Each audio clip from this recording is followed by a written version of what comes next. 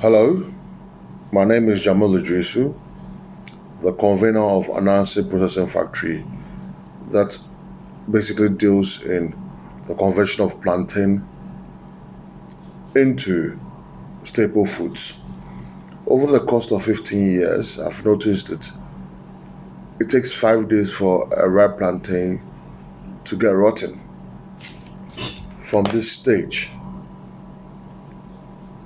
within 3 days, it becomes this, and within 6 days, it becomes like this, which is not edible for most people in this country. So we were looking at a way we could change this into staple foods that can last longer on the shelf. So we thought about converting them into staple foods like this, very crispy and edible, that have a longer lifespan on the shelves.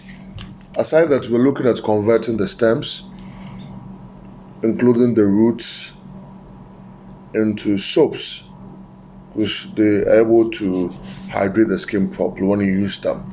The back of the plantain could also be used for sanitary pads for the less privileged, since most people can afford it. So that's why we came about the concept of the plantain chips factory. We've tried to raise capital, but it's unfortunate that this side of the world is quite difficult.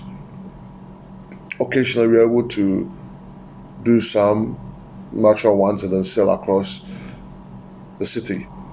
So we're looking at ways and means to raise capital in order to buy the machinery and get the packaging in order to package them properly and put them on the shelf that will last longer. So basically, this is what we do, converting the plantain into staple foods like this. We're looking at also designing them into alphabets so that the younger ones could use it to learn and other things. Yes. Thank you.